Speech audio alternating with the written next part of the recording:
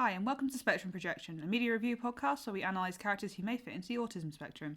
I'm Hannah, an actually autistic person with a master's in literature, focusing on the analysis of disability in fiction and in memoir. And I'm Tilda, and this podcast comes free with every purchase of a existence subscription. Trigger warning in the description. Hi. Hiya. Hey, how are you this week? Bad. And I'll tell you for why. So you know this, Hannah, but do you remember that tube of toothpaste I bought like over a month ago? And I had to stop using it because it seared my entire oral area to bits. Yeah. Because I am who I am, I keep forgetting to buy new toothpaste. So for the last few days, I've been using this old toothpaste, this tube that's been just sitting in my bathroom. And it's fine for like the first day, but then like in the second day, it started to get a little bit bad. And now I used it 3 days in a row, and my entire mouth is like, it's like I've been gurgling lemon juice, but also like eating popcorn kernels and nothing else. It's bad. Listeners, I need you to know that I am judging Tilda very hard right now because I didn't know this, and I actually can go out during all the lockdown pandemic stuff. Why didn't you tell me you needed toothpaste? Because I forget to. Get off my back. I literally ask you this is not a thing for the podcast, but try and remember it in future, hun. I'm telling you now. I'll pick you some up tomorrow. Thank you. It's Sensodyne. I feel like it's okay to say because, you know, not sponsored, obviously, because it fucking destroys my mouth. It's like acid in my mouth for some reason. I don't know why. Please just take my toothpaste, okay? I have stuff that isn't Sensodyne in my bathroom. You could have asked me 3 days ago. Yeah, but I go to sleep later than you, and like by the time I go to brush my teeth, I think you're already asleep, and I don't want to bother you. Oh my god, this is like part of, I want to say, my autism brain, because like I am just very hyper organized with this kind of stuff, so it drives me wild that anyone could get in this situation. And I'm like because I used to be really high strung when I was younger, and then I started uni, and there were just so many things out of my control that I just gave up on ever controlling anything ever again, just to deal with the stress. Oh, the dream. I wish I could be like that. Meanwhile, it's not good, because I forget literally everything. Between the two of us, we make one competent, not anxious person. Yeah. Well, barely. Well, barely. I mean, right now, I'm not holding up my end of being non-anxious very well because of my obvious, like... Gamer brain. Guys, it's been 2 weeks. I still don't have a PlayStation 5. Because, of course not. I'm in agony. I'm so sick of refreshing web pages. I feel like I'm losing my mind. And actually, it's kind of relevant to the thing we're talking about this week. We did say before it was going to be timely. Well, it's not anymore. Well, we're about 2 weeks off, I think. 4 if we have a big gap. If we upload the thing first. Because who knows when we're uploading this. Yeah, but... It was relevant when we thought about this idea. I mean, we're in the consumerism era at the moment. It's that consumerism third of the year. Mm-hmm. We have been watching the Starkid musical Black Friday. And you might not know who Starkid is from the name, but they've done a lot of independent musicals on YouTube, which are incredibly popular.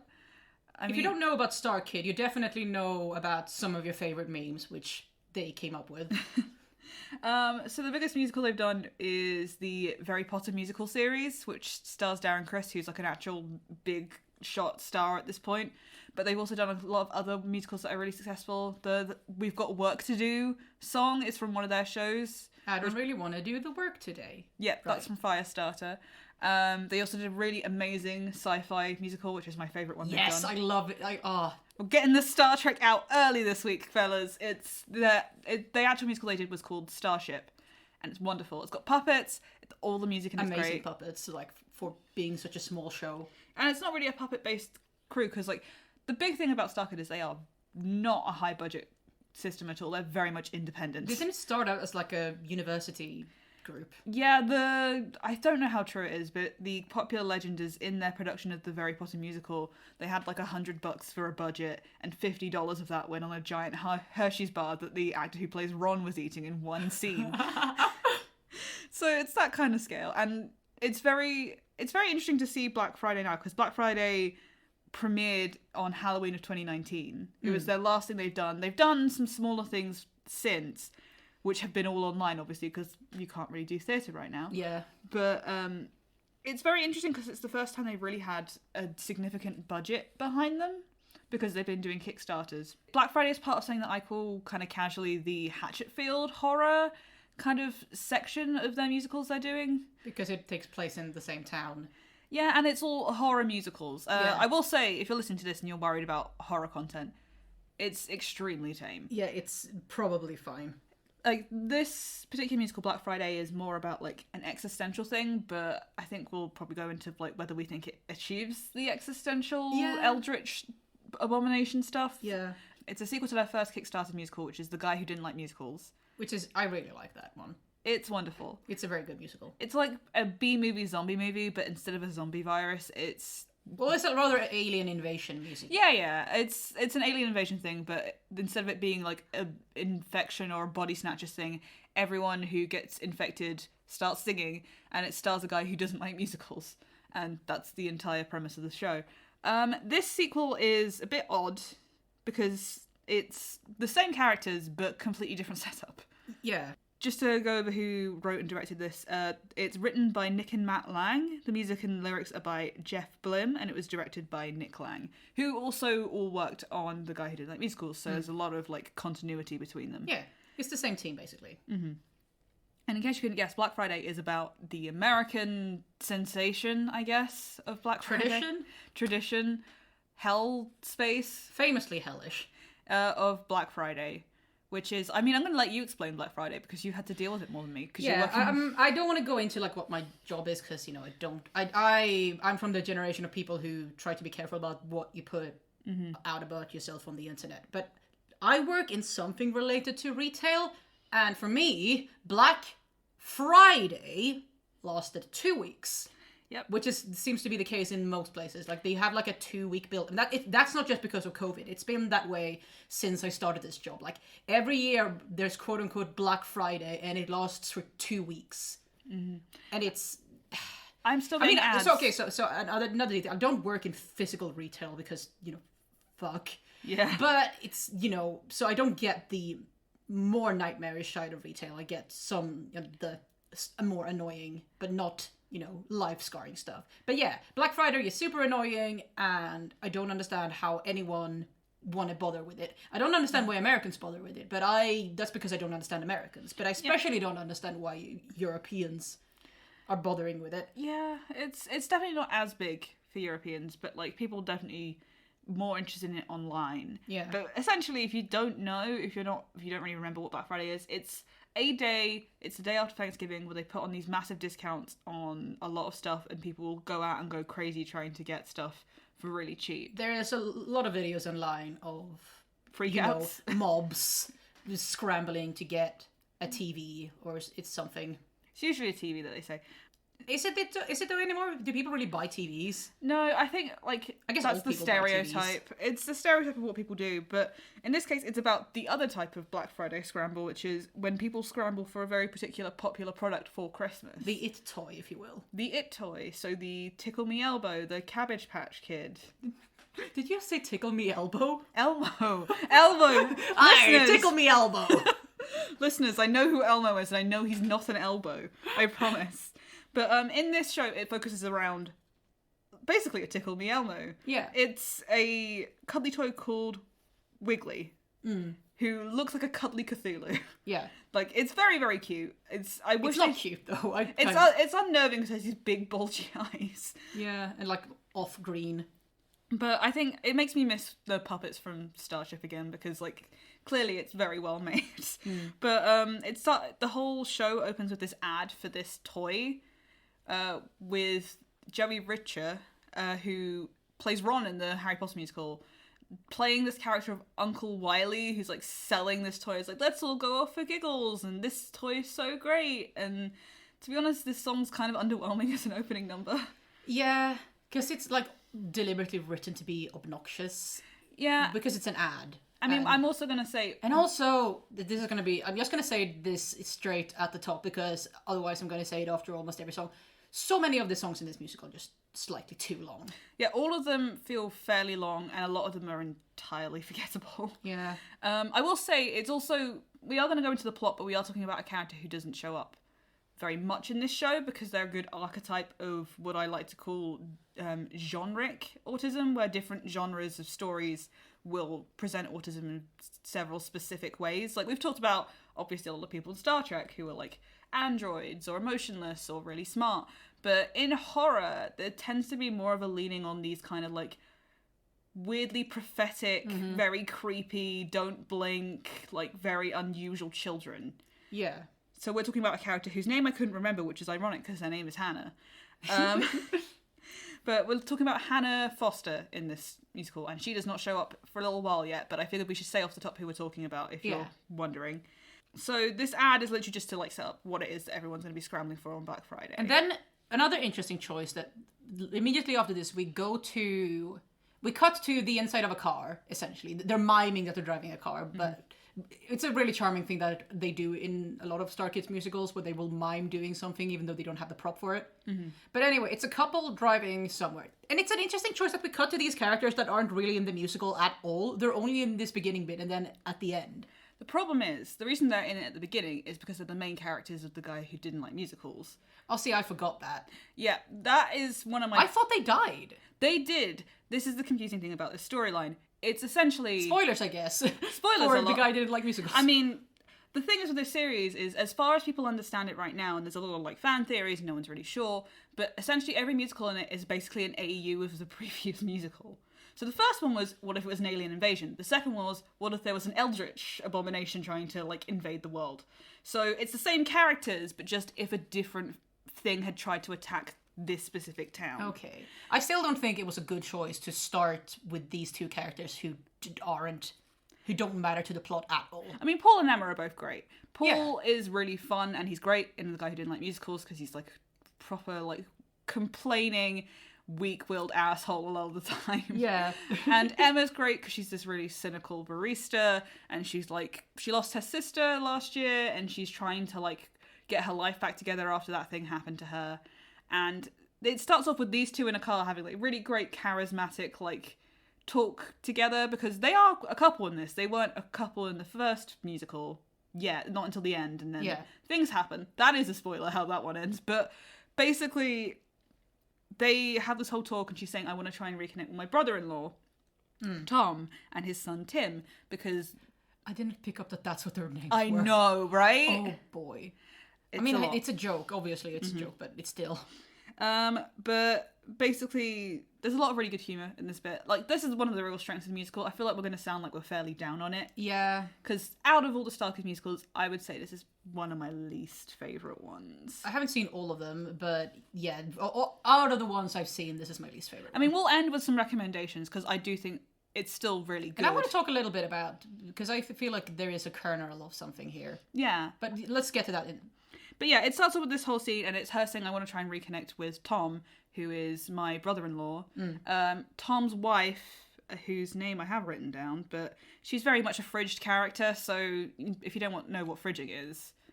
It's when you kill a female character for the sake of man pain that furthers character development or plot. This show's really bad for that. Yeah. Like, excessively bad, to the point where I feel like it's maybe intentional. Possibly. His wife, Jane was her name. Basically, she died. She was apparently this real saint of a woman who was a great mother. And Tom is trying to reconnect with his son after they lost, the mother of this family. Yeah. He's trying to rebuild a, sort of family existence. He doesn't want to let his son down again. Tom is played by Dylan Saunders, who's been in a lot of other Starkid musicals. His singing voice is great. He's a really funny actor. But I gotta say, like, this character... I find it really interesting that they tried to make him so unlikable in this first scene. Yeah. He's such an asshole. Like, he is a veteran. They do say that, make this big thing out of, like, he can't handle a gun because he's a veteran and he has PTSD, and then they don't really come back to that very much afterwards. They have this whole discussion, and Emma was so excited about spending time with him because she thought they were going to do, like, a Thanksgiving thing together, and it turns out, no, he's going out because it's Black Friday and wants to get this wiggly toy for Tim. He just wants them to babysit his kid. Yeah. And Emma's very upset about it. I'm sorry, I'm just remembering Paul being the world's most awkward boyfriend. And they're like, I'm Emma's boyfriend. It's like, we're not really there yet. And he's just very uncomfortable. He's like, oh, did you have fun at the arcade yesterday? He's trying to bond with this kid who's like, who are you? But also he was like, did you have fun? I really like the bumper cars. And then Tim just like, I don't really like getting hit by cars anymore since my mum died in a car accident. So, oh God, Paul. He's like this in the other one as well. He's the worst. In a great way. I love it. But Tom doesn't really talk very much to Tim. He like doesn't listen to what he wants very well, which will come up later. They went to some arcade yesterday to try and win this Wiggly toy, and Tim keeps saying, I just wanted to play the games with you. I didn't really care about winning anything, but... Oh, they didn't try to win the Wiggly toy, isn't that the whole point? Like, I think there was like was it a race car? Oh yeah, it was a race car, yeah. Tom says this whole thing about, like, he couldn't get a toy, he really wants to be able to, like, prove that he's providing for Tim by being able to get this toy, and it's very much I'm gonna try and, like, do this because it proves that I can cope. Yeah. And, like, get my son what he wants, and they sing... Sings a song about it. Yeah, what Tim wants, Tim will get. Which is a very beautifully sung song, but it's way too fucking long. Way too long, and also it doesn't really go anywhere. It doesn't do anything for me emotionally. And which, like, I don't mind songs that don't further... I like musicals, and I don't mind songs that don't further the plot, but the songs that are supposed to be emotional, I would like them to work a little bit harder than this does. Yeah, it doesn't really have any kind of arc, because it just states what we've already learned in dialogue, again, in music. Yeah. Which... I think it would have been better if they had used this instead of all the dialogue before this, where he's very, very explicit about the fact that he's doing this because he feels like he's letting his son down, and the mum would have remembered to go out early on Black Friday, and she would have pre-ordered the toy, and like it's very like baby's first metaphor. Yeah, it's very hand-holdy on that front. Basically, after this, he decides, okay, I've got to run out the house now, because he leaves like 15 minutes before the store opens on Black Friday to get this toy. And yeah, the other two point out to him like, you'd realize that people will have been camping out for like days. Yep, and I think Paul mentions like, oh yeah, my friend at work tried to order one and he won't be able to get one till next Christmas. Like, it's that bad. And Tom completely like basically throws a bit of a hissy fit and walks out. Like, I'm gonna get there now, and he parks up in like an illegal parking spot, and he runs into Lex, who's great. Who turns out to be an old student of his, because Tom used to be a workshop teacher. Yes, before he went to the army, and then... No, I think it was... He went to the army, then he became a workshop teacher, and then his wife died, and he quit his job as a teacher. Yeah. Which Lex basically is not okay with. Like, she really holds it against him that he quit, because essentially his class was the only reason she was passing. Yeah, and she kind of... Because he's trying to, you know, give her the sort of standard teacher motivation speech, and she's sort of like, no, yeah, I was inspired by you. You quit your work at school, so I quit trying in school. You're real inspiration to me. Mm-hmm. And she's very cynical. Her whole thing is extreme cynicism. And she says a lot of stuff like, if I don't support my drinking habit, who will? She's like 18 at the oldest, so that's worrying. She's working at the store. She's working at the toy store. It turns out that she's working at the toy stores, and Tom tries to kind of weasel his way into, maybe you could put a toy aside from me, and she's like, no, fuck you. Yeah, I mean, it's not even the fact that she dislikes him intensely. Like, it's very much a fuck everything about this day kind of situation. Lex goes into work, and her manager is getting delivery. The manager is the greatest. I love Frank. This actor is just so great. He's really great in The Guy Didn't Like Musicals, and he's really great in this. Yeah, he's so underutilized. I hope in future things they'll give him like the spotlight at some point, because he is so great. Also, one of the very few non-white actors in the cast, I gotta say. They've gotten a lot better over the time with that, but it's still not great. His whole thing is a very... greedy manager, like, can't wait to make money, doesn't give a shit about any of the customers other than I do like the money. song he sings, where it's like, this is a holy day for business, and singing about this sort of hymn to Black Friday. Oh yeah, that comes up a bit later, but he does start off by singing like a Hark the Herald Angels Sing parody, which is about the fact he's going to get a ton of cash. Yeah. Which is funny. Uncle Wiley, like the creepy guy from the ad at the beginning, is the one dropping off all these like toys, and he makes some real gross comments towards Lex. And also weirdly says a thing about once you go in the black, you'll never go back to this black guy, and everyone pauses for a very long time. The only time because the manager talks about like how this is the day when most businesses go from losing money to earning money, going into the black. And the manager mentions the character we're going to talk about for this podcast for the first time. That he brings up Hannah, who's Lex's younger sister. And he says, I know your mum dropped your sister on her head or whatever, but she fucked you up. You fucked yourself up, basically. So he's basically saying that this kid is fucked up because someone dropped her on her head, which is a bad thing that people do say, but like... But he's supposed to be kind of an asshole. He is supposed to be a dick, don't worry. It's very much a horror film. This person's going to have what's coming to them. But also I do want to point out he's the only black character in the cast and also the only one that we see die on screen for most of it. Maybe that's intentional too? Who knows? But Lex is obviously really annoyed about this. She really cares about Hannah. Like, it's the biggest thing about her character is that as much as she's a cynical asshole, she genuinely cares a lot about her younger sister, Hannah. Yeah.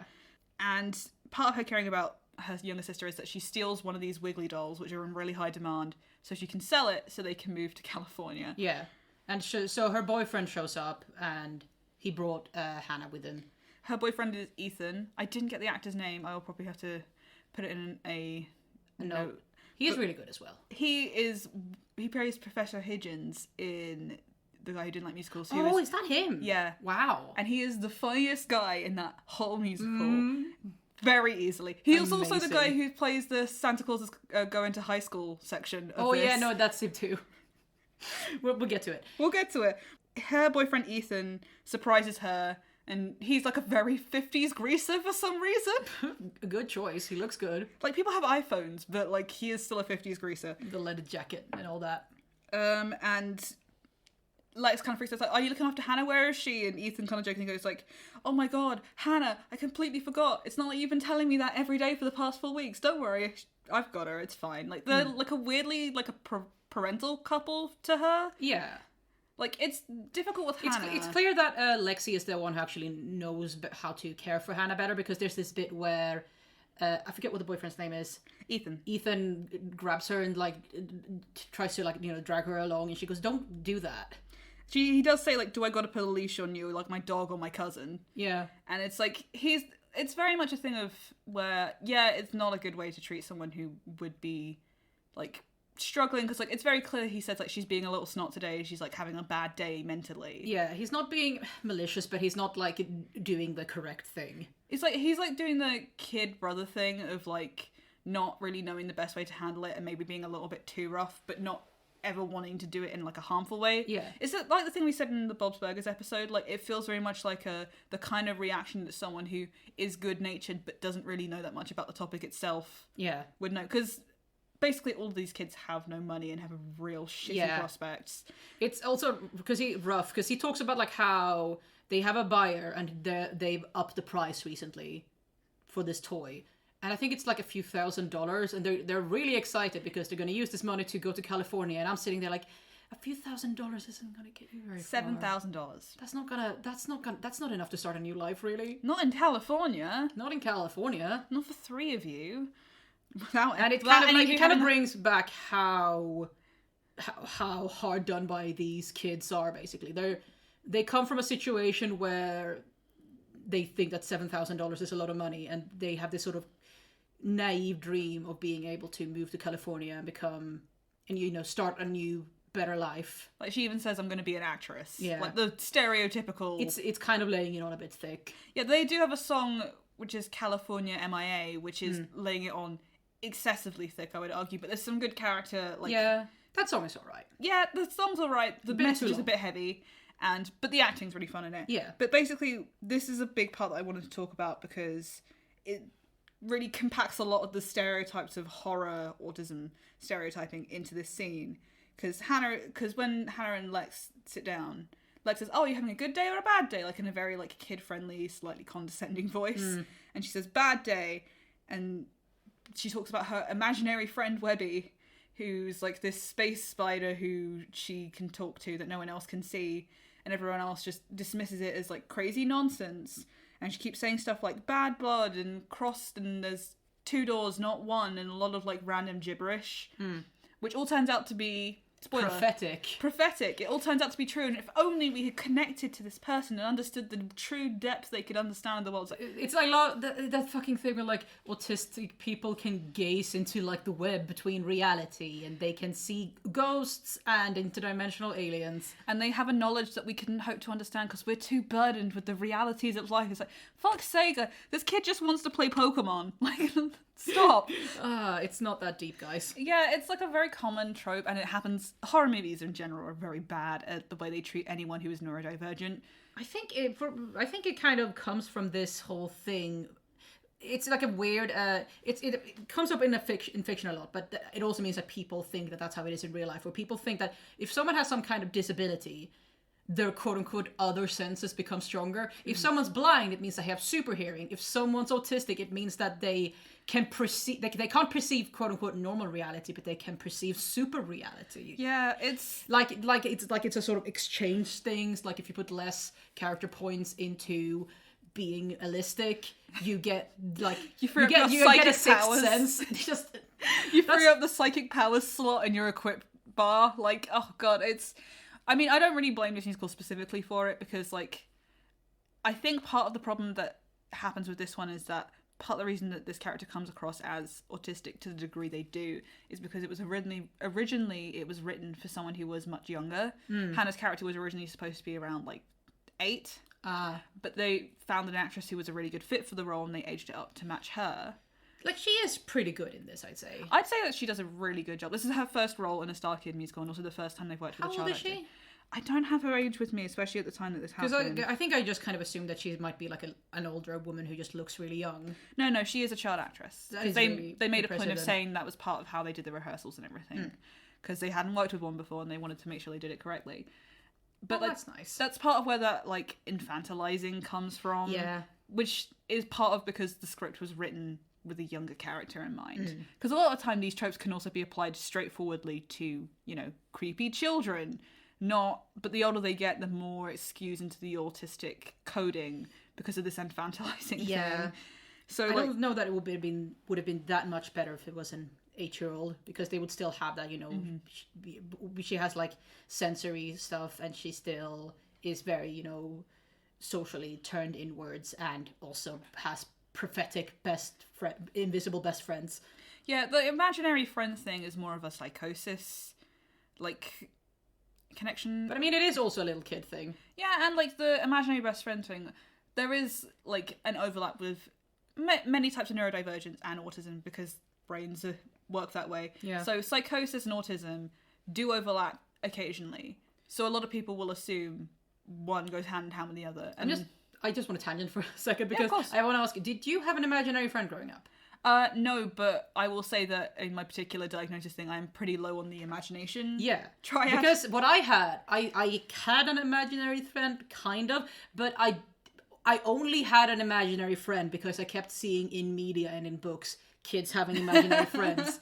It was specifically, there's a Swedish kids book series called Alfons Åberg, which is really popular, and it's about this kid named Alfons, and he has an imaginary friend called Morgan. And that's where I got it from. I think my imaginary friend was even called Morgan as well. And I kind of like I to my parents, oh, you need to make room for Morgan in the pram or whatever, and stuff like that. But I never at any point actually believed it. I was sort of just playing a game where I pretended to have an imaginary friend. Oh, kids are weird. Yeah, love it.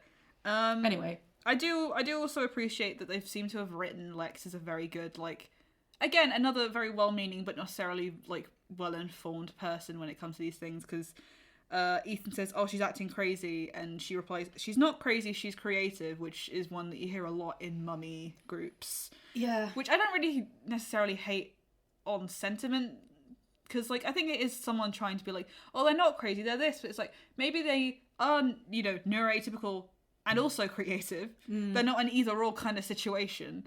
But, like, also the word crazy is kind of a difficult one to place in this particular context. Essentially, Hannah's really wound up because she's convinced something bad is going to happen. Like, this whole day is going to go really, really wrong. And everyone just keeps saying to her, like, no, it's fine, nothing's wrong. It's like, obviously something's wrong because we're at the beginning of a horror story. Yeah. And Ethan decided to give her a magic hat to protect her from any monsters and everything. Yeah, because they're trying to convince her to take this backpack that has the toy in it so they can, have it, away to the end of the day. And Hannah doesn't want to take it because she doesn't like the feeling of carrying the backpack. Yeah, she doesn't... I think at one point Lex actually described it like her cool backpack with all the pins, because she likes the way that the pins, like... I think it's not in the script. I think this is more of a headcanon that people have come up with, but like the pins and stuff are like they make a nice sound or they like have a nice pattern on them or whatever. But like she described it as like, do you want to take my backpack with all the cool pins? And she says no because she doesn't like the feeling of carrying it. And Ethan gives her this magic hat, which is just his baseball cap, and he says it's magic. And Lex starts laughing, and he turns around and just says, "Don't you fucking laugh." That is such a good... He takes it completely seriously, because I think that is a thing that you should know.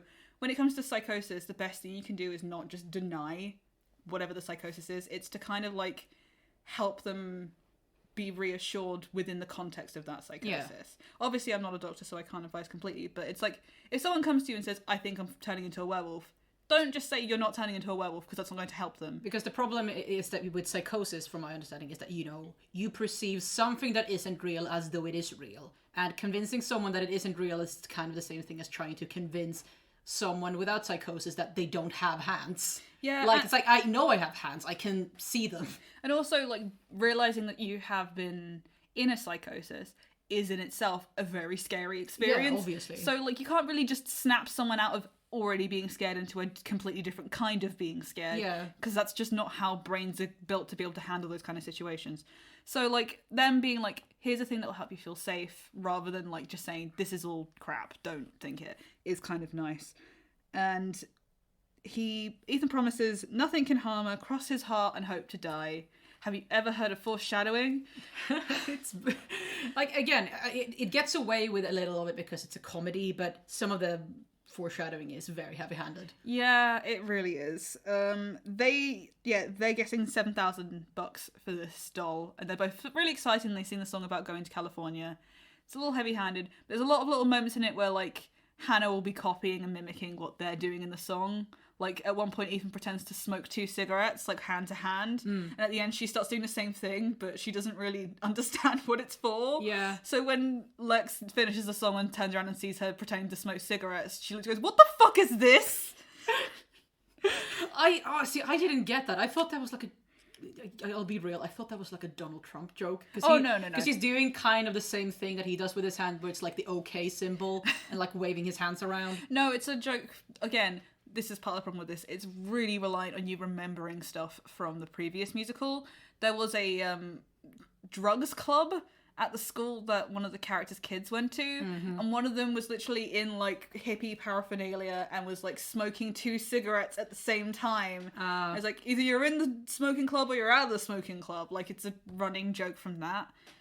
If you haven't watched this directly after watching The Guy Who Didn't Like Musicals, a lot of the jokes and connections will go completely over your head and you'll wonder what the fuck is happening. This one is for the super fans who kickstarted this thing. I mean, it is incredibly popular. Like, The Guy Who Didn't Like Musicals, I would say, is almost as strong a fandom base as any of their other musicals, maybe more. Yeah, I still think it's a problem when you create a work that is purely for the people who were previous fans of your work. Doesn't really enable you to expand your audience that much. Anyway, we cut back to the line outside the store for Black Friday. A very much a Karen, who's played by the actress who plays Draco Malfoy in a very popular musical, whose name is Linda Monroe. She's very funny. She's extremely funny. We're not going to cover her too much, unfortunately. She's basically a total bitch who will pay money to get whatever the fuck she wants. She pays for her spot in line. And this girl she went to high school with, Becky Barnes, starts trying to like guilt her out of her spot in line. And not her. She's trying to guilt the guy she paid off to get in front of. And she's trying to guilt the other people in line to like start, basically all chanting to get rid of her and like shame her out of the line, and it does not work. Because the guy who got like how much, like $1,000 or something, he's like, "Lady, it's fine. I'd rather take the money." Yeah. Step off. Like, there's a lot of hostility in the air already. Like, they're pretty good at setting up that like things are already pretty on edge at this point, and it's clearly like waiting for it all to go down. Like, Becky Barnes is hated by Linda, and I will say, like, now, spoken warning, they do talk about, what's it called? Domestic abuse and spousal abuse pretty explicitly in this story, and I don't know how well they handle it. Like, it's not as bad as many other things, and I think as these kind of things go, it's purely in the, you know, run-of-the-mill kind of discussion. I don't think it does anything bad, I don't think it does anything great. But, Linda basically says that she hates Becky because she's weak, because she never stood up to this husband she had who was beating her, who then apparently ran off with another woman and disappeared. That, my friends, is more foreshadowing. This one's slightly more subtle, I think. Yeah. This one's done a lot better. But, like, Becky's a nurse, Becky's really nice and sweet and bubbly, and she's waiting to get a doll online because she wants to get it for the children's ward in the hospital, and basically no one gives a shit, because everyone just wants their own one. They don't really care why anybody else wants one. Yeah. And Linda's talking about, like, how it's more important that she gets 4 of these dolls before everyone else because she has 4 boys. 4 blonde, beautiful boys. It's great. Then Tom shows up and he's, like, trying to get through the line, and he bumps into Becky, and they are old high school sweethearts. And there's a whole song with, like, where the rest of the queue is acting as a sort of, like, a Greek chorus style thing where they're singing.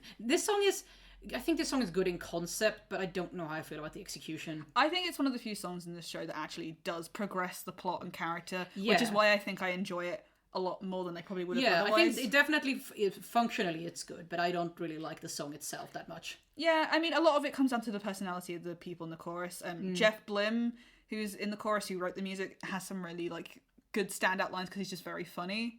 Like, he sings, let's just skip to the fucking at one point with his phone out like he's gonna film it. It's stuff like that that really adds those little spots where it's like, I have a bit more patience. It's this song singing about, like, oh, what are they gonna do? What are they gonna say? They're meeting again after all this time. And then she looked at his dick, and now he looks at her boobs. This is the worst thing I've ever seen. Like, it's a really awkward, funny, obviously bad reunion. Like, there's nothing smooth about it. They're both, because they dated in high school and they were, like, you know, cheerleader and football captain, and, like, they've both obviously been through a lot since then and kind of in a bad shape. Yeah, he went off to war and she was in an abusive relationship. Yeah, and he also recently lost his wife and all that stuff. So, like, but they do have, like, a sweet little chemistry at the end where they, like, do manage to say hi to each other properly. Yeah, and I quite like their relationship. I just kind of feel like it's not given the time it needs in this show. I'm gonna get to it in the end. I kind of think that it's pointless. Oh yeah, and I have a reason for that, and I'm going to talk about that at the end. But then we get to the song you talked about before, where the manager opens the doors and he sings this doo-wop song about, like, Black Friday being a great holiday. Yeah, this song I really like. I don't remember it, but I remember enjoying my time when I was listening to it. Yeah, it's one of the songs I really like, but again, it's because it feels like it serves a purpose in the story. Like, it's saying, like, how it's a really, like, fun, casual, idealized thing. Like, it's a great character song for the manager as well. Oh yeah, he's great. His character's name is Frank. He's played by Corey Dom, who, again, criminally underused. Starkid, if you get nothing else from this podcast, please fucking use him for more things. Goddamn. Give him a bigger role. He's so funny. Like, he's so funny and he's so talented. Kick you in the head. Go ahead, pal. I'd love to see you raise your foot above your waist. So great. That's not from this musical. That's from The Guy Who Didn't Like Musicals, which he is also in. Basically, when the line finally opens, there's a lot, like, this song is basically a slow build up to, and now we're open, and then the first guy in line, who's a total creep, whose name is Sherman, decides to buy all $850. Immediately, he's going to buy every single one. He's a complete perv, like, right down to, like, the outfit and the hair and the glasses. And he says, oh, I'm going to use one toy for, you know, just a bath time, and one for exfoliating my skin and stuff like that. Yeah, and one I'll tickle one, and one will tickle me, all that kind of stuff. Like, very creepy stereotype, and everyone in the line, like, freaks out, and there's a big argument that goes on for a while of everyone saying, like, no, I want to pay this much for one, I need one for my kids, I need 4. Everyone's, like, arguing over why they need one. Like, it quickly disintegrates from... It was supposed to be, like, kind of orderly thing where everyone's queuing up to get to the front desk and first come, first served, but then people start bidding on them, and the manager is kind of encouraging this because, you know, more money... Yeah, more money is better for him, so he doesn't really give a shit if people who've been waiting for ages don't get theirs. Yeah. And then, like, the town's also been going through a lot. Like, it's made really clear from a lot of the people in the line. And I think this is one of the things they do slightly better until the conclusion where they sort of hammer it in a bit too hard. It's like that everyone in line feels like they need this toy, but they've all got, like, big issues in their lives they're clearly ignoring. Like, one of the guys is like, I lost my job at the factory, but this is the way that I'll fix everything with my kids. I can't afford to pay like hundreds of dollars for a doll, so I'm just gonna take one. Yeah. So he like runs over and like snatches the doll off of the person at the counter, and then they have this big, basically the main song of the show, where it's like this big riot about who gets the toy. Yeah. And I really like the choreography of this scene. It's very much like, the choreography's really improved. I'm a choreography nerd, in case people didn't know. Every time we watch a movie or a stage recording of a musical, Hannah will complain if there aren't feet in the frame It's at not a every fetish single thing. moment. It's not a fetish thing. I know, that makes it worse.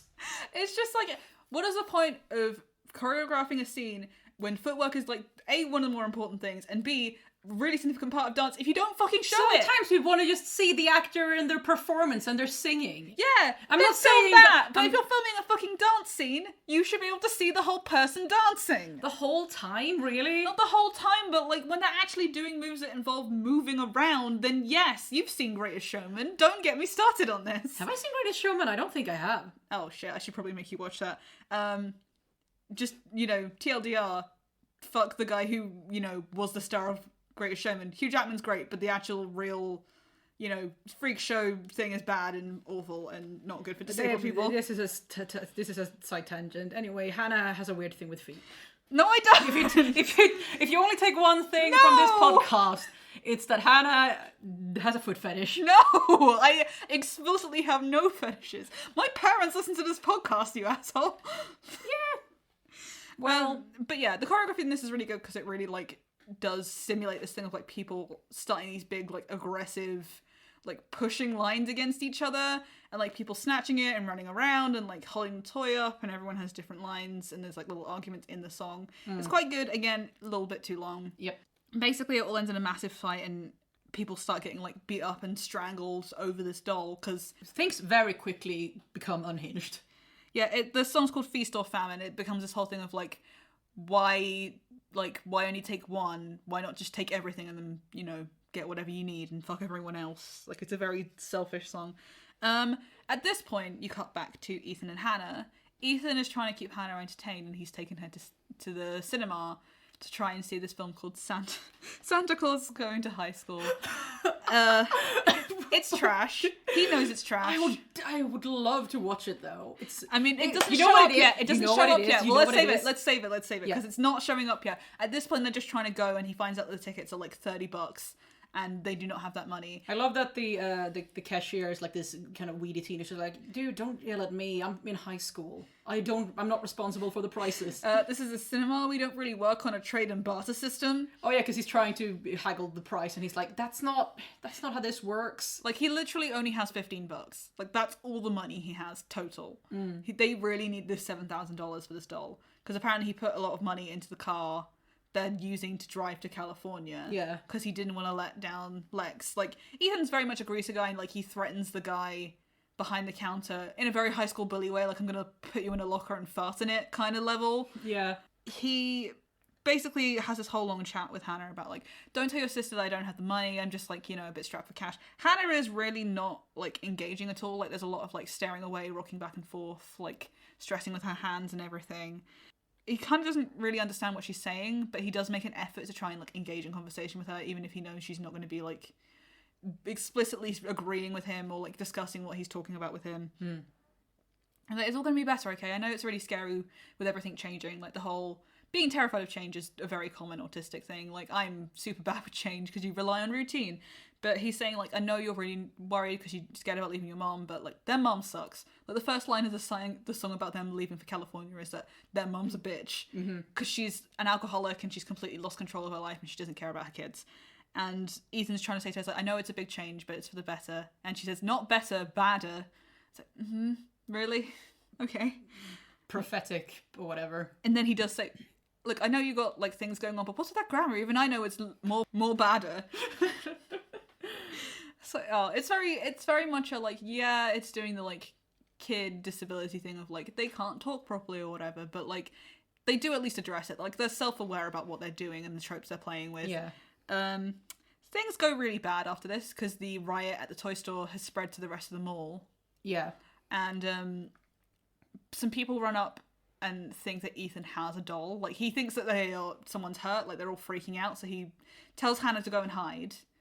But he keeps calling her Banana, because that's their nickname. Yeah. And they call her Banana Split. They call her Banana Split, which is also very sweet. Yeah. And he tells her to go hide in the tunnel in, like, one of the play areas, and that he'll come get her, because he wants her to be safe away from these people, because he's very sweet, he clearly cares a lot. And when he tries to help this guy, he gets beaten to death. Very unceremoniously. Like, it's quite sudden, but, like, it's not really shocking, because, like, you've already seen the toy store scene go really bad. Yeah. Like, this is the first person who dies, and I think they do try and play that for impact, but, like, the deaths in this don't really hit as hard as they do in the previous musical. Yeah. Because in the previous musical, there was a lot more time spent on, like, developing the characters who died. Yeah. And also they just had more visual effects because it's an alien thing, so they have these weird, slime model things. Yeah. So it's like a more visual thing, whereas here, like, he just gets like physically beaten to death with average human fists. Like, he gets punched and then he spits up a blood pack and he dies. Like, it's a little bit, it's like, that's all it took. Like, you're dead from a couple of punches. Wow. Some kind of jock you are. But also, I need to say this because it is a problem with the editing of this. There's so much obnoxious zooming at, like, high impact moments. Yeah. During this fight, it just keeps zooming in with every punch, and it's like, this just looks bad. It's like they got good camera work finally, because that's a thing that's always been a problem with these cheaper musicals, and it's not their fault. But once you get good cameras, you don't have to be constantly switching the angle and zooming in and zooming out. It's just shoot the stage. Yeah. Tom and Becky come over from the fight, and they come and check on this guy, and Ethan thinks that Becky is Lex, and he says, "Don't worry, Lex, I'm going to get you to California, then you don't got to be so sad anymore," and then he dies. It's like, that's the most heavy-handed death scene I've ever seen. Like, that's one step off of, like, we're going to be happy someday, babe. Like, it's literally the most, like, trying to be sad. I can see the sunset. The California sunset. Yeah, it's literally like one step off of that. And I don't hate the character. Like, the character's still really good. But again, like, so many of these bits, it feels like they're too scared to make it subtle. Yeah. But then also, it's confusing because I can't decide if we're supposed to think it's funny or if we're supposed to take it seriously, or I guess both. Mm-hmm. Then basically, Tom gets stabbed. Hannah is now missing for most of the plot. So we're going to have to run through some more stuff. We will talk about it because we are doing a general review as well. But Tom gets stabbed, and Becky... Luckily, she's a nurse, Becky, so... Yeah, so she takes him off somewhere to get sorted out. Linda, the posh woman who was, like, paying her for her place in line, is getting all, Karen-y and crying and, like, being like, it's not fair, I had a hair appointment later, and, like, she spends a lot of time on the phone to her husband Gerald, who is not allowed in the mall because he can't leave the cinnamon bun place alone. Yeah. And she essentially gets propositioned by this Uncle Wiley guy, who's clearly just, like, a spokesperson for the Wiggly, who is, like, the eldritch monster that is part of all these toys. This fucking guy is approaching this woman, hey, how would you like to give birth to a god? People, because what you want is you don't want people to love you, because love is an exchange. You want people to adore you. Mm-hmm. And you know how you can get adored? If you become the high priestess of my pal from another dimension. So this is the kind of stuff I wish they'd done more of. Yeah, that's I think at this point the musical, for me, this is where, like, it picks up and I'm starting to become engaged, and it's mostly because of Joey Richer, who is the guy who plays Ron, and he is. He's played a bunch of different roles in a bunch of different musicals, and very different roles, but he is without fail, in my personal opinion, always the most captivating person on stage. He's just so funny, but he can also be, emotional and likable. He can be like an asshole lech, and in this one, he has this sort of, weird... Southern charm, but also, like, weird, so creepy, but subtly creepy, and you can... I assumed for the longest time that he was the actual eldritch monster, but he was just, like, the human manifestation of it. But I don't think that's who he is, actually. It's not... This is my other issue with it, is they don't make that stuff very clear, which I think with Eldritch stories, it's fine if you don't make that stuff clear. Yeah. But I've literally seen this musical 3 times, and I still don't entirely follow all the beats of the story very well. Yeah. But either way, his agent on it. anytime he's on stage, I'm enjoying myself. Yeah, and I'm going to say right now, I will probably recommend it again at the end, but in Starship, he plays the main character, Bug, and he is the best in that. I love it so much. He's so wonderful. Oh, I think that one is my favorite. Yeah, me too. But we can all guess why, huh? Shut up. Is there a romance between an android and an idiot? Yeah. Is there a romance between a dumb girl and a gross alien monster, and it turns out all okay? You know it. Yes. Is there just a weird, anti-Star Trek thing in there? Sure. Is there, a thing about a really tough old guy who's become an old softie? You know it! It's got all the fucking trademarks of things we like in media. So, after he propositions Linda, she basically admits, only 2 of my kids are with my husband because I don't get enough attention and I aren't adored enough. And he spends this time being like, do you see him? Do you see the Dark Master? Do you see him? Do you see him? Do you see him? As the lights go down. And then when it's pitch black, she just yells, yes, I fucking see him! God! And then we cut to a scene that I think was funnier in 2019. Because it's a scene about the president's war room. And I do love this scene because every actor in it's very funny. But hard to watch. They have this whole meeting in the president's war room, which is showing how bad the Wiggly thing is. It's not just in Hatchetfield. Every single store in every part of the country has people breaking out in murderous riots over this doll because everybody wants one. And they have one of their other black actors, the second black actor of the entire cast, who does a very good Obama impression, being one of the fucking aides. And slowly, this very professional adult war room devolves into all these people threatening to fucking kill each other over this doll because they all want it. They bring in a doll to show the president, and slowly they start succumbing to this, madness that this doll clearly inflicts on people. I had a note about this scene, and I want to tie back to it in the end. The guy who plays Obama, or not Obama, but the guy his name's Bob, who does an Obama impression, is the person who is right, because initially they're wondering, is this a terrorist thing? Is this and he's the one who actually says the correct thing. It's I think this is just people going insane or Black Friday stuff. And I don't know, it feels very, this entire musical, among other things, but it feels very nostalgic for the Barack Obama era, because this was made during the Trump presidency, which is about to end. Mwah, bless. But yeah, it's very nostalgic for Obama, the quote-unquote good old days that really weren't all that good. You just think they were good because, we've got a bad comparison point that we're living in right now. They do also have the thing of, it's a bit worse in the previous musical, which was made, just post-2016, where they have a whole song which is called Yeah, We're Great Again, which you can imagine what that's a connection to. The whole audience was in the recording of that, but, the political stuff they do in these is often very heavy-handed and doesn't age well. I want to get back to that at the end, because I have a point I'm trying to make.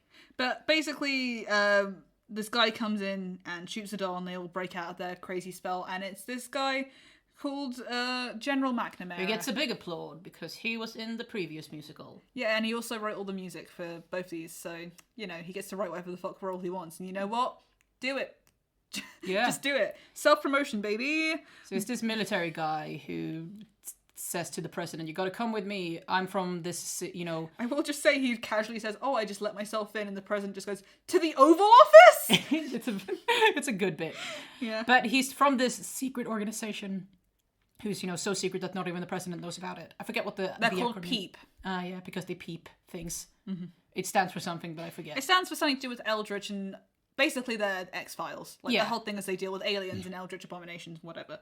So they need to get the president because this Eldritch force is growing in power, and they basically need to go off and do stuff to try and convince it not to do this. Yeah, they want to send the president into what is essentially just it feels very much like a rip-off of...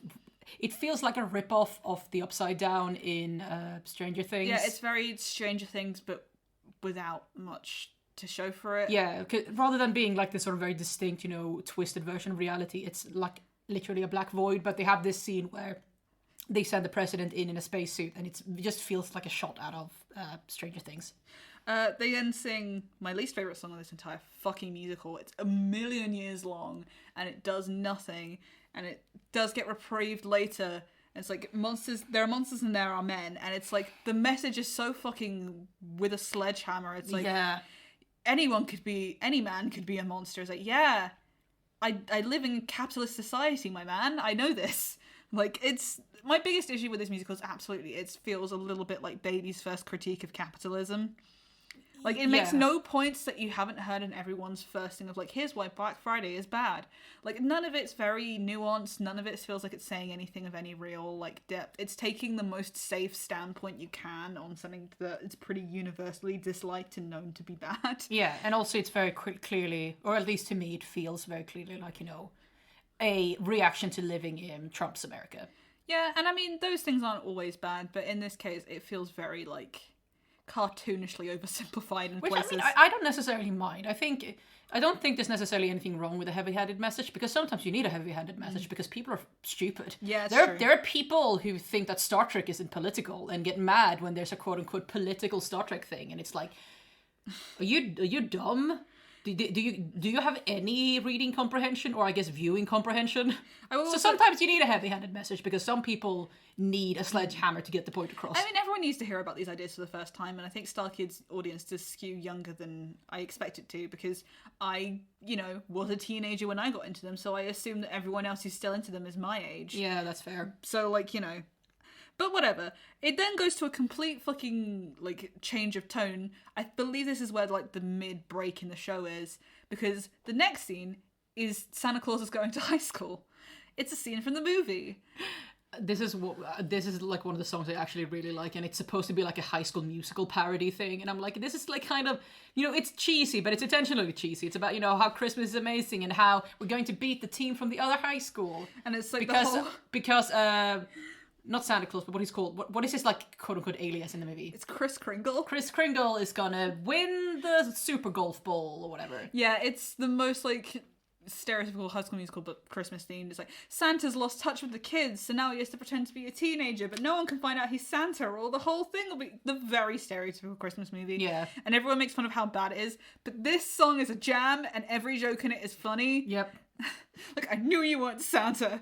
Like, say with such complete genuine heartbreak is the funniest fucking thing. Mm-hmm. Also, the guy who plays Chris, or Ethan, or whatever, in this bit is the fucking funniest, because he literally does the most, like, I'm in an American kids comedy trailer voice. It's like, I'm in trouble now. Like, it's ridiculous. Oh no, principal, whatever his face. It's called, I think it's called literally, like, Humbugger.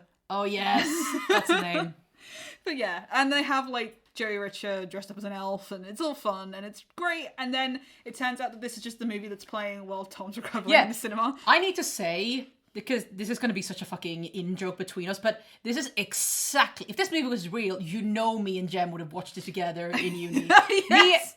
Our common friend Jem, who is one of the people we lived with in our third year, we had a tradition where she and me... The two of us would watch terrible musicals together. So we watched, obviously I had the High School Musical movies, and we also watched that one Camp Rock, and we had like a counter for like the times they don't eat. So many times in that movie they physically are holding food, but they will never take a bite out of it. And we watched that movie that it's like King Arthur is reincarnated as this woman girl. I think we watched that, because it wasn't a musical. No, yeah, it wasn't a musical, but we watched that all together. Avalon High, I think it was called. And you think he's just going to have a romance with the guy who is her best friend, but because he's like clearly the Merlin reincarnated, and you... I don't know, it's because Guinevere is not the love interest of the Arthur character. It's whatever, it doesn't matter. What I'm saying is, if this movie was real, me and Jem would watch it together and have a blast. Yeah, I mean, we watched, what was it, Christmas Prince last year, so this would be on that level. Oh my god, Christmas Prince. It's such a... But never mind. Tom wakes up in this cinema and yells, "What the fuck am I watching?" Because it is bizarre. And you can keep hearing like bits of the movie playing over it. I kind of like how they set up this scene. It's like a nice stage setting thing. Becky is... patching him up. Yeah, and she says, "It's bad." He's like, "No, I meant the movie." He's like, "Oh no, I meant the movie as well. It is bad." They have some cute banter. Yeah, they have good chemistry, and that's why I'm saying, like, I wish they could have done more with it. because it doesn't add anything to the story. Yeah, no, and I'll say again, I think, as much as I think it's cute and like quite enjoyable, I think this entire romance is a massive waste of time. Like, they do have this whole thing of like, hey, I can't believe you took us to our old seats. Let's see if it's still there. And they have this whole little like charade thing of like, where's the thing we carved? There it is. And you'd think it would be their letters of their name, and it's a dick. Yeah, They carved a dick in the chair because they were teenagers and they were shitty. And like, they've got a good chemistry, and like, basically, Tom snaps at Becky saying that he's fucked up and he's really sad that his wife Jane is dead, and he's like and he feels up. like it's his fault. Yeah, because he was the one who was driving when the car crashed, and like she would have been fine if she'd been the one driving. And then, in a like extremely like melodrama kind of way, Becky responds, "What really happened with her husband?" And I do enjoy this reveal because it's the exact kind of melodrama I love, where it turns out the husband didn't run away. She took him out into the woods and murdered him.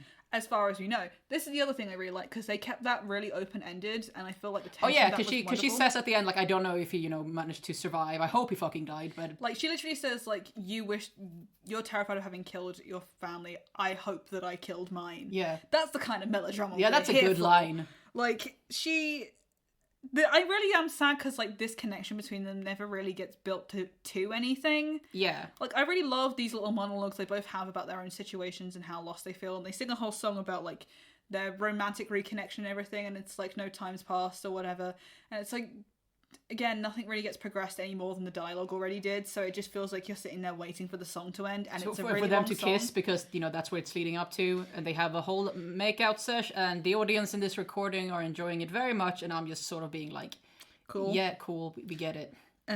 Then you have another scene from Santa Claus Going to High School, where it's like, if you're really Santa, tell me something only Santa would know. So I would rather be watching this. Yeah, because Santa obviously has a love interest, and it's deliberately fucking weird because we know that Santa is secretly an old man. And there's like this bit where she's like, I knew you weren't a real Santa. And he's like, when you were 5, you wanted a sled or something. And she red tricycle. And she goes, Santa, in a very kiddie way. And then they start hardcore making out. And that is very funny. It's great. The previous musical in this series, The Guy Who Didn't Like Musicals, also has a musical within a musical, which is, again, kind of the thing I wish I was watching instead of the current musical we were watching. Working Boys was the musical. Yes. Great stuff. We go back to the president plot, where they are at Peep HQ, and they're going in a portal to the black and white, which is one of the things that Hannah was mentioning. That she the was upside down, I mean the black and white. Yeah, the black and white is also a really boring name for this. It's a bad name. The president is completely like out of his depth. Also, ironically, that they make this talk about like how the black and white is supposed to be a place with no nuance because it's all black and white, and it's like kind of like the messaging in this musical a little bit. Yeah. And like the president's completely out of his depth and whatever, and like they send him in, and basically there's this whole thing of like the president's like, I'm not really supposed to like do things, I'm like a status quo Democrat, and that's about as political as they get. Yeah. Like, he's supposed to be, everyone likes me, I'm a status quo Democrat. It's like, cool, you gonna fucking say anything with this statement, or are you just making a joke? Anyway, we go back to the actual plot of this musical. There's a lot of subplots going on. Yeah, I wanted to stay because is this the scene where the next scene is the one where they actually encounter Wiggly? Like, this is the one where they're because there's another amazing scene from Joey Richer. Yes, that's the next I'm one. So sorry. It's okay. I only know his name because like this was one of my hyperfixations. Because I think this is my favorite song. The song he sings and the speech he gives. It's again. We'll get to it because there's a scene in between. Oh, sorry. The scene in between is you go back to the toy store where the manager and Lex have been abducted by this new cult who are following Linda now, including the pervy guy Sherman, who's like threatening Lex and everything. Like they want to know where this Wiggly doll is, because they're all staying in the store because they can sense there's one in the store, and Linda needs it because if she gets it, she can birth a god. We don't know exactly what that means, but that's just what they say. You don't really need to know more than that. It's a MacGuffin. And they go over and basically start interrogating Lex and the manager, saying like, you need to tell us where it is or we'll kill you. And she's got a box cutter from the store. And the manager says, for the love of God, please have mercy. And she says, I've met God. He had nothing nice to say to you. And then she slits his throat. And that's the end of the manager character. Yeah. And it's fucking sad because he didn't get to do shit. Very unceremonious again. Yeah, and which it's not necessarily a criticism, because I think that might be a deliberate choice. But yeah, I think as a horror thing, making that choice, especially in like a horror satire or whatever, which is what this is, it's impossible to do that and not be aware of what it means, because he does also, spoiler, he does also die in the previous one as well, but he's not really special in that regard for that particular story. Again, spoilers, everyone dies in that one. Everyone dies in this one as well, depending on how you interpret the ending. But it's another really long directionless song, which I want to enjoy, but like it's really forgettable. Because it's supposed to be, I think this is the one where Lex is, having... This is You Will Adore Me by Oh, Linda. yeah. A song that's so forgettable, you forgot it was in the musical. Yeah. But, like, it's this whole song she sings about, like, I'm in charge of a cult now. Isn't it fun? I'm in charge of a cult. And they find out that Hannah has a doll and they need to go track her down. That's all we learn. The song is, like, 6 minutes long. It's supposed to be like a villain song, but again, it's just not very engaging. If you want a really good villain song from Starkid, listen to Kick It Up a Notch from Starship, which is sung by Dun Saunders, who's Tom in this musical, because it is the fucking best song they've ever made, and I will stand by this statement, fuck everyone who thinks it's something else. And also, it's sung by a character who is a giant scorpion. Yeah, so that's cool. But basically, there's a whole scene with Hannah now where she has a delusion of Ethan. Like, Wiggly is pretending to be him, and he's saying stuff like... Again, the actor is really good. He's really good at playing basically someone inhabiting a corpse who is like a different person. Mm-hmm. Like, he has this whole thing of, like, we're going to go to California and everything, and like he kind of knows stuff about Hannah, but he doesn't really. And she has this whole thing of like, I can see the truth because Webby says you're bad. Webby says Ethan died, and it's like, it's fine, Hannah. We can go to California. It never rains. Like, he's got a really good creepy delivery in this. And again, wish they could do more scenes like this. For a horror thing, there's very few horror scenes. Yeah, and the ones that are there are very underwhelming for the most part, except for this one. He basically says like he's trying to intimidate her into giving up the doll to these people, and she doesn't fall for it. She's figured out that she should probably destroy this doll, and she takes the doll out of her bag and starts talking to it, and she said, Webby says you're bad, and the doll says, well, I think Webby's a stupid bitch. So considering it has like a Wendy Wend voice this entire time, that's kind of a funny line. Yeah, it's pretty fun. Tom and Becky, as soon as they're near the doll, lose all self-control. Yeah, again. They kind of stop being characters at this point. Like, they go back to being, like, crazed, we gotta get it. Yeah. Like, they see her with it, and they're like, hey, do you want to give it to us? And they try and snatch it off of her, and it's very creepy. Yeah, I think this is, like, one of my favorite scenes, because it is actually genuinely very creepy. And the song feels like it adds to the atmosphere, as opposed to doing absolutely nothing. Because there's this bit where Tom is, like, trying to grab her, and he's, like, yelling at her, and Becky is like, no, you gotta be soft and friendly. And come here, little girl. Do you want to play a game? Something like that. Yeah. And it's... Do you want to play with me, lovely girl, is the name of the song. And it's very eerie, and it plays to the singer's strengths, which is also a thing the show isn't necessarily that great at. Yeah. But she basically says, the thing you have to do is you can't yell at them, you have to be kind and soft and gentle, and then you put them to sleep, and she has a syringe full of, like, something. Anesthetic, I'm assuming. They fuck up trying to catch her. And Becky stabs herself in the leg. With the needle. And both Hannah and her are knocked out, and Tom gets the doll and runs away. Yeah. Then we go back to the scene that you want to talk about, which is what I labelled as the centralist eldritch cowboy. Yeah. The president in the black and white legitimately forgot what it was, and it was supposed to say upside down, and was about to say upside down. But yeah, he does this scene, he has this speech where he talks about like how they needed to have this sort of, crazed, consumerism desire to basically open up the portal to let this eldritch horror be born into this dimension. And he talks about how, I don't know if you've written this down, but like how people buy stuff because, they're up to their necks in debt, and there's like, they live in a system that teaches them that the only thing they can do to, escape their existential horror and, their horrible situation is buy more stuff. And do you think this could happen in Netherlands? No, they're too busy having good health care. And it's, again, very heavy-handed, but the way he delivers it is just really good. And I feel like at this point the musical gets a kind of energy that it doesn't have for a lot of it, where it's trying to get at something. Like, it has this sort of, it feels very much like it made during the Trump era, and this sort of like frustration and hatred of the current system they're living in, and just how fucking stupid it is, and how people are focusing on the wrong thing, where they're focusing on like their individualistic needs to just have more stuff rather than try to fix the issues that are just causing them all this, mental anguish. I mean, weirdly, it reminds me of our talk about the whole Autism Speaks thing, because it's very much built on this, we need an easy fix that we can just buy, as opposed to making all these big, ingrained, uncomfortable compromises to make things better in general. When, like, why would you go for that when you can just snap a button and fix everything, supposedly? So you can buy a thing. Like, I did label this song, which is called Made in America, as Baby's first anti-capitalist song, but the thing is, it's so overhanded and heavy, that I feel like it makes even more of a point, because it's like, we're still saying the blindingly obvious, and it's still true. Like, it doesn't feel like a, hey guys, did you know that Black Friday is a bad practice? It's more that, how many fucking times do we need to tell you? Like, it's very much a, like, obviously this all sucks. Like, he literally sings about, like, we have trucks and big fat butts and all this, like, completely, like, obviously worthless crap.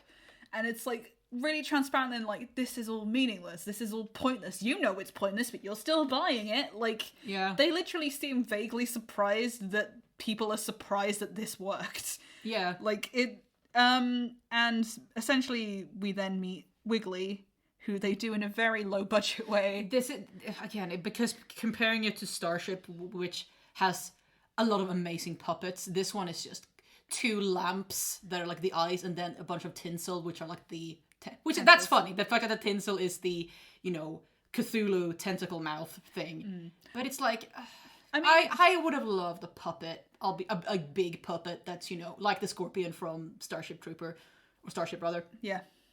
I mean, like, even if they hadn't done that, I kind of wish they'd gotten more minimalist if they really wanted to do it as, like, it's an eldritch thing you can't comprehend. If it had just been the lamps, I think I probably would have been more on board with it, to be honest.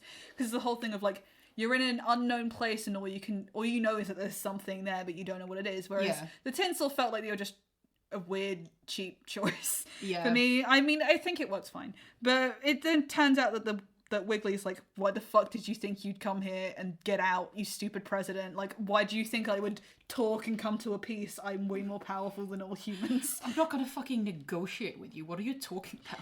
And the president freaks the fuck out, and then John McNamara jumps in without a spacesuit, because the president's in a spacesuit while he's in here, and he's like, I'll cut through you with my blade of truth, and all this very, like, patriotic bullshit. And he basically helps the president get back, but is stuck in the black and white and is being dissolved into it or whatever. Yeah. And the president, because they have like a nuke on standby to send into this hell dimension in case negotiating with the eldritch horror didn't work. Which obviously it wouldn't. Which, good instinct. Yeah, they have a hydrogen bomb just sitting ready to go. Yeah. And when the president gets out, he's like, yeah, fuck that, send the bomb through, I don't want anything to do with it anymore. And then nothing happens. For a couple seconds. They do a countdown. Yeah. It's one of the bits of tension, again, that I wish they'd done more of, because it's the subtle, quiet bits that work. Yeah. Because, like, one of the things Hannah said at the start as her prophetic whatever is 2 doors, not 1. Because they've been using this portal to go talk to Wiggly. Turns out there's another door into that space that is in Russia. Yeah. So, basically, Wiggly took the bomb that came through the door to them and then put it back through the door to Russia. And now Moscow has been blown up. Yeah, they nuked Moscow, basically. Yeah. And probably started World War III. They definitely started World War III. Like, and it's not super explicit, but yeah, World War III started.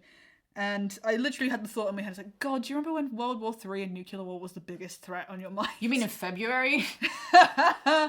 This year's been wild. But yeah, this whole thing happens, basically the world is going to end. And it's kind of weird putting it here in the story because there's still so much to go, but you already know that the entire planet's going to get nuked, so we're kind of already past the point of undoing anything. Yeah.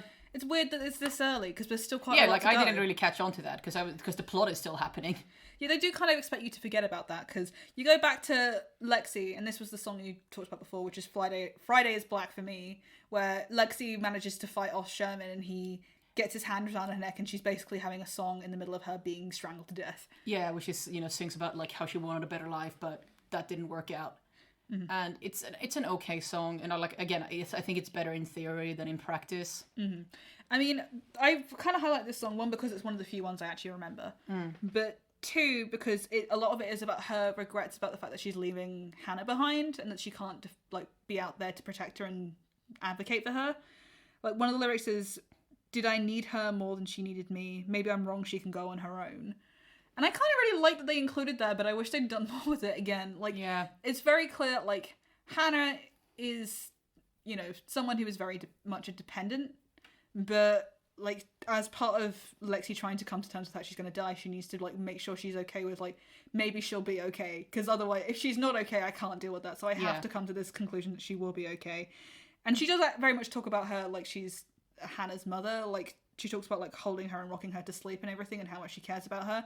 So I wish that their relationship had been more of a focus. They have one scene together at the beginning and then one more scene at the end. It's really not enough. And that's part of the reason why I feel like the entire romance subplot is kind of a waste of time. Yeah. And I have a point I'm gonna make. I'm foreshadowing that I have a big speech that I'm gonna deliver at the end.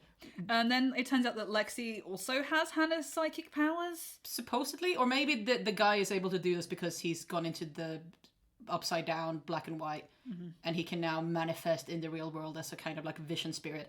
I wanted to make a point with like how it's so basically the military guy shows up again and he's like, look into your hand, you have a gun now and you can't give up. Are you gonna stand there or are you gonna shoot some bitches? And I find it interesting that this musical that is supposedly about, you know, America, imperialism and capitalism is fucking bullshit. One of the heroes, one of like the people who saves the day through being like this sort of like prophetic figure is a representation of the US military. Yeah, I think a lot of that falls into the problem of people really, really like that character. Like he literally makes a joke that he made in The Guy Who Didn't Like Musicals Again, and like the entire thing of her getting the gun is based on that joke, because the joke is, in the first one, he points his gun at Paul's face and then says, "I'm authorizing to you to use my firearm," and then just hands him it while still aiming it at his face. And that's really funny, but if you base this whole scene on that joke and you don't know the joke, it suddenly feels very like, also military intervention is so correct? Capitalism bad, but military complex good? It's very strange. And again, you don't remember that joke, so like for you, like that doesn't come up. That's why the whole audience cheered and laughed when he said, "I'm authorizing you to use my firearm." Yeah, no, I figured that it was a reference, but I didn't remember to what. And she uses the gun to shoot Sherman and try and get away and everything, and she manages to get out.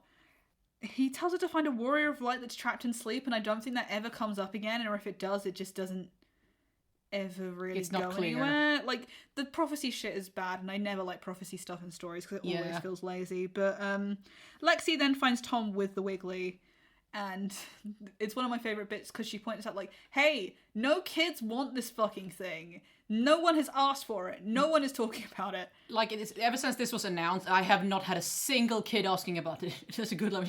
They're all into Fortnite. They're into Fortnite, dude. It's like, and Tom has to tell me, like, oh yeah, of course he said he wanted it. And it's like, I feel like this is also one of the moments they could have had like a better payoff if they'd ever had any kids around. Yeah. Like, the only kid you really see is Hannah, and like she has the whole psychic thing going on. And you see Tom's kid a little bit at the beginning, but again, he's not really in it at all. He's just a framing device. Yeah. So it turns out Tim never asked for one, and like it's literally, she says the point of the musical, which is like, you need more things because you've got more holes to fill in your life as adults. Kids don't fall for that as much, which I would say is probably not true. Yeah, that's a fucking lie. But like, it's so much pointless bullshit I wanted as a kid just because I saw it on TV. But it's also the thing of like, she's saying that like the reason that adults were so pulled into this trap is because they're trying to use it to fix the problems in their life. Which I think is true. Kids don't buy things because they have, you know, psychological damage. They buy things because they're impulsive and they want things. Yeah, and she's saying the desperation in adults comes from this fact that they've got so many more big holes in their lives that they cannot hope to fill. And this show is good at showing like that Tom and Becky and every adult has huge gaping issues in their life that this kind of thing was obviously never going to fix. It's always been a distraction for them. Yeah. Lex knows that she wanted one, but she only wanted one because it meant that she could get away from her home, and obviously that wasn't going to fix anything either, but they never really address that. Yeah. But basically Tom decides, you know what, fuck it, I don't need this. He sings a whole nother song and it is, also, again, way too long and doesn't progress the plot because you already know he's going to fucking get rid of the thing. They decide to go back and try and rescue Hannah, who's being held captive by the cult. By the cult and Linda. And Becky's still like half knocked out from having drugged herself by accident, and Linda's just a total bitch to Hannah for no fucking reason. Other than that's the character archetype she's doing. Like, Hannah does the whole, like, curling up really small, shutting down, like, holding onto her hat so she's hiding her whole face, and saying she's got a magic hat so nothing can hurt her. Linda says, I thought your sister was stupid, and calls her all sorts of things, and just throws away the hat just to upset her, and it just feels unnecessary. Like, I know she's a bitch, but, like, we already know that. And she's basically threatening to kill Hannah when she finds out she doesn't have the doll anymore. And then Lex shows up with the doll, and there's like a whole confrontation scene. And a lot of this scene is kind of pointless. Yeah. Because she tries to set fire to it at some point, but it doesn't work for whatever reason. I've forgotten now. Yeah, and like basically Tom's there with the gun because he takes it off of Lex because she doesn't know how to handle one, and they don't address the fact that he apparently has had vivid flashbacks when he handles a gun. Like, they mentioned that so I think it's supposed to be earlier. a moment for him that he's, taking the gun because he has to rise to the occasion, even though it's traumatic for him. It's not a good context for him with the PTSD thing. It should have been something else. But basically he's like, I'm gonna shoot you, Linda, if you don't let everyone go. Linda gets a moment of supersonic speed and strength, where everyone else is really slow, and she just starts screaming, walks over to Tom, pulls the gun out of his hand, turns around, goes to the stairs, takes a second to breathe, keeps screaming, walks down the stairs, and like goes to grab the doll and the doll off of Lex, and then Becky gets the gun somehow, and Linda taunts her like, you're never gonna shoot me, and then Becky, who already has killed a man, is like, yeah, I'm just making sure it's a one-shot kill, basically. And then she kills Linda, and Linda's lawyer, who I didn't mention, he's played by the guy who plays Paul. There's a good running gag where he will like run up to anyone who's like, I'm gonna sue, and he's like, my client. It's like, hi, Gary Goldstein, attorney at law. My client. It's just like, and at the end he picks up Linda's phone and calls her husband, who she's been calling through the show, and says, hey, Gerald? Yeah, it's about the will. Call me back. And they all like cry over her dead body and everything, and Lex grabs the doll and burns it, and they say, if you don't want to give up on this god, you can burn with it. And there's a very bad crossfade of like a candle to a stock image of fire. Yeah. Or stock video, I guess, of fire. And they burn down the whole mall. Like, it sounds like we're rushing through this ending, it does feel quite rushed as an ending. Like, it doesn't feel like it wraps up anything very well. Yeah. And then they get outside the mall, and then the characters who started this musical are back now. And they're like, hey, we heard on the radio that maybe World War III has started. And they make another reference joke about Paul saying, like, I don't know what I'm supposed to do without my iPhone now, all the cell phone towers are down. And Hannah says, maybe wear a watch, and the whole audience laughs, and I'm sitting there like, I shouldn't have to fucking dredge my memory for the I didn't end remember show that. jokes to be funny. Because it's funnier in the original one as well, because McNamara says, like, you need to meet us at this time sharp, and Paul's like, yeah, cool, I'll set up a thing on my phone, and he just grabs Paul's phone and hucks it off stage. It's like, wear a watch. Like, you can't reference jokes that are funnier than the joke you're making by referencing that. It's bad form. And basically, at this point, they decided, like, we need to talk about Jane. We need to wrap up this family issue that we started this episode with. Because, like, Tom's like, I'm ready to deal with my trauma now and reconnect with my family. And like, we're gonna try and start better tomorrow. And someone's like, yeah, tomorrow's probably not gonna happen. And then they do like the main song from the show where Hannah sings "Tomorrow Will Come," which is like a song that doesn't feel like it should come at the end of the show, but it does. Where she's basically singing about how they don't know if tomorrow will come. Like, she has this whole prophetic thing, so it's very clear. I think it's like, tomorrow will come, tomorrow won't come, tomorrow will come today. And you wouldn't have noticed this, but I did appreciate this as one of the few references that I felt like worked. At the end bit, when they all like gather around singing this chorus about will tomorrow happen, everyone around them are the characters from The Guy Who Didn't Like Musicals. They're the actors in their costumes from the previous thing. And it's like, oh, I'm glad that they lived this long this time. But the show ends with this very, like, I want to say open-ended because a lot of people don't seem to agree on what happens. But as the song ends, like, there's this whooshing noise of a plane flying overhead, and then the show just ends. There's a countdown to midnight, and then there's a whoosh. Mm-hmm. And the show's over. Yeah. It's not my favourite Starkid by any means, as we've said before. Yeah, me neither. And I will be honest, part of the reason I picked it is because it does a lot of the horror tropes of autism without being A, scary, and B, openly insulting. Like, Hannah is clearly very, very, like, passionately loved. People really like her, but she doesn't really get a personality of her own outside of this creepy autism stereotype. And, like, I don't think that's the actress's fault. I don't even really know if it's the script's fault. I just feel like this story would be so much better if they move the focus to other places. Can I? Because I wrote like a little 2-paragraph essay about this, really short. But like, I feel like the core of this musical actually is really, it's good, and I think it probably would, if it was, even with this musical as it is, I think it probably hits better for an American audience who have to live with the things that they. Because for me, I'm kind of over jokes about Black Friday because I'm like, oh yeah, we get it, Black Friday. But it's like, in America, that's still a thing because Black Friday hasn't gone away. I learned about Black Friday when I was like a teenager, and it was this, weird foreign concept, and I heard all the jokes about it from American panel shows and TV, news jokey TV shows. That safe news story they always played the day after Black Friday. And I'm like, Friday. yeah, I get it. Funny joke, haha. But it's like, that's a reality for a lot of people, this big, stupid, kind of traumatic shopping day. But, like, this sort of idea of, people going into a sort of eldritch mass psychosis over stuff that is brought on by people having no safety net and no hope for the future and massive debt and 1 month of bad luck can fuck your life over forever, and trying to solve that by purchasing stuff, which is like a reality that a lot of Americans live with every day. Mm-hmm.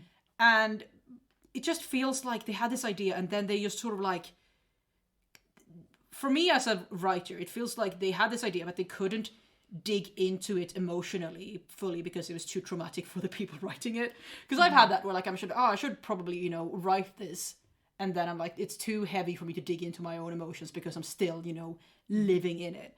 And I feel like Tom and Becky's entire plot really is largely a waste of time because we should really be focusing on this pair of, working class sisters, high school dropout and her younger sister. And the boyfriend as well. Ethan is he has like a handful of lines at most. And honestly, his involvement in that, and like, I'm going to pitch in and get involved and try and help these two because my life sucks, but their life is so much worse. And I think it would work great for like a horror story to have these people who are trying to escape their shitty lives, and they have all this hope, but then you find out what their plan is, and their plan is to use a couple of $1,000 to escape to California, which is still in America, whereas all the problems that they currently have are still existing. And you know that even if they don't die at the end, their lives probably aren't going to get any better. And I feel like that would add to this sort of theme of treating the existence of living under late-stage capitalism as a horror story and make it that much stronger. But we keep cutting away from that to cut to this, admittedly, kind of well-done romance that just doesn't add to that theme at all. It has good chemistry, and the problem is the bits of the theme that I think it ties into are bits that just muddle it and make it less compelling. Yeah. So they do this whole thing of like, now they found each other, all this consumerism doesn't mean as much. And it's like, that's a really bad answer to this. But I mean, it doesn't in the end because they also succumb to the madness. And maybe you can make a point out of that, but they don't really do that either. No, I mean, I love Dylan Saunders, and I'm glad that he got like a full, like, big role, because his previous biggest role in a Starkid musical was also an excellent one. It was called Twisted, and it was like wicked, but about Aladdin, and it has a lot of pretty dark moments in there. I still need to watch the second half of that, because I tried to watch that when I was like in a kind of bad place, and I was like, I need a break from this, and then I just never finished it. It gets really rough, but it's also like, they're clearly really good at satire, because Twisted is an incredible satire. It's easily one of the best satire things I've ever seen. Yeah. But like with this, it feels like they know what they're making fun of and they know what points they're trying to make. I just feel like this show needed like 1 or 2 more drafts. Both the music and the actual sort of story beats. It's weird because the music and The Guy Who Didn't Like Musicals, I remember so much better. Yeah. And I don't think it's just because I've listened to it more. I really don't. Like, I remember basically all the songs in The Guy Who Didn't Like Musicals. I remember a fair few. I think it's also because the jokes are funnier in the songs, so you remember it because of the jokes. Yeah. And I mean, like, the way they use music in it is a lot more effective because, like, music is literally part of the world. It's not that they pause everything to go to a song. The song is part of the story. Which, again, that's not a necessity for good musicals, but it helps The Guy Who Didn't Like Musicals. And it really hurts this one because every song, except for like 2 or 3 of them, feels like it's pausing everything to go on a little like ballad for 5-6 minutes. And the ballad isn't really that good at conveying the emotion they're trying to convey with it. At least not as good as the dialogue was, because again, the actors and the chemistry is really excellent in this, and it just makes the songs not doing anything even worse. Yeah. And also Hannah's a really talented actress. I want to say this. The girl who plays Hannah is wonderful. I love her. And she does a really good job with this role. But, like, again, you're right. I wish this role had been given more time, because I think if you're really doing a satire and you're using this, like, stereotype of an autistic character, as autistic characters go, I think Hannah's okay. She doesn't really have enough screen time for us to really make a judgment call about whether you think it'd be a positive or negative. Probably negative, because it's pretty infantilizing at times. But she is a child, so... Leaning into that trope of... people with, different brains can see into the middle space, or whatever. Like, I think Black Friday would have been better, if you're right, if they'd really focused on, the people who are really hurt by it. Because they talk about all these families who are, like, middle class or, like, missing a family member who are hurt by not having the product, as opposed to people who are hurt by being put in the system where they're the ones who are expected to provide this product at the cost of their, like, well-being. Yeah. It's ridiculous. And honestly... if you're going to get into Starkid, we're going to end this a bit more positively. I think that this is very much if you feel like you want to check this musical out, if you feel like it might interest you, I would watch The Guy Who Didn't Like Musicals first, see if you enjoy that. And if you do really enjoy it, I think you probably enjoy this. Because from my understanding, the fans of Starkid generally like this musical. So if you're a fan of Starkids, you've already seen this. Yes. But if you're getting into it, I would start with a different musical, because this one's for the homeboys. Yeah, it really is. And I don't think there's anything wrong with that. You can do a fan service thing every now and then, as long as it's not hurting anyone. But as autistic characters go, I do wish she'd had more screen time so they could have actually explored that trope. Because as satires go, it's just kind of like, this is a trope we're using, and then they do nothing with it. Like, there's an academic quote that I used fairly often in my essays, which is like, it's not enough in a satire to highlight that a trope or a certain unfair situation exists and then make no commentary on it and make no effort to highlight that as wrong. Yeah. You're just perpetuating it if you don't do anything to highlight it as wrong. And this show kind of falls into that, unfortunately.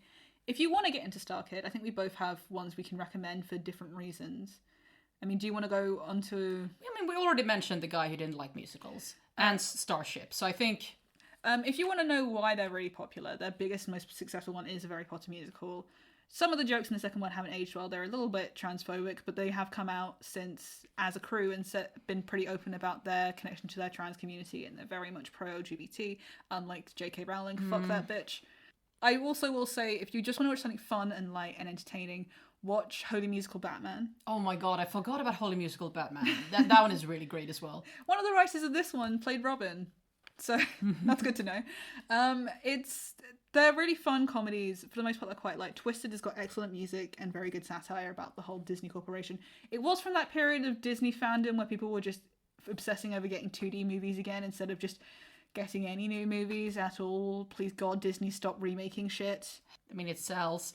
I don't understand why, because those movies do not interest me. I don't think I've seen any of the live action stuff. I don't even like... I'm not even in the camp of the people who hate them, because they can't inspire any emotion in me. Oh, I did see the Beauty and the Beast one, and again, very few emotions either which way. It just feels... I dragged you to the Mary Poppins sequel, but I don't know if that counts. I'm not counting that. At least that's a sequel, not a remake. Yeah, and also, like, it was fun. Don't at me, it was fun. I enjoyed it. Not in any meaningful way. I wish I'd made something new instead, but, it was fun. If you're getting into Starkid, it's all on YouTube for free. You can look up any of their musical names, or even just their actual company name. They have been doing, like, a mini-series as, like, a follow-up to that Hatchetfield stuff, because they were planning on making a new musical. I think it's focusing on, like, the trope of, slutty teenagers must die. But obviously that's been postponed because of COVID, so they're doing a lot of smaller projects that I think it would be worth you looking into and supporting if you have the money and the time. A lot of them are mini stories that are spin-offs of this musical and The Guy Who Didn't Like Musicals, so it's worth checking them out as well. Some of them get weird. I did read Tilda a summary of one, and...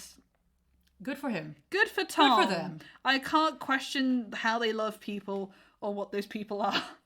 But yeah. As long as it's consensual, you know what? Yeah. I think overall, I could recommend Starkid any day of the week. Like, there's still songs of theirs I listen to on the regular, and I don't listen to much music. But yeah, I think hopefully next time we'll be talking about something lighter. But at the moment, we're kind of tossing up between a few different things. And who knows in what order we're going to release this stuff. It's true. We are trying to record things way ahead. So if something's come up and it's weird, we're not talking about it, please let us know. We have a Twitter and a Facebook now. I'm going to do our outro, and it's going to include those things now. So Cool. Thanks for Do listening. you want to try doing that outro now? I sure will, Tilda. This was Spectrum Projection with your hosts Hannah and Tilda. Our theme music is Summer Longing by Tilda, and our art was also by Tilda. Send us suggestions for future topics to spectrumprojection@gmail.com. Also follow us on Facebook and Twitter at SPECPROJ podcast. So that's Spec Proj podcast. Thanks. Have a good one.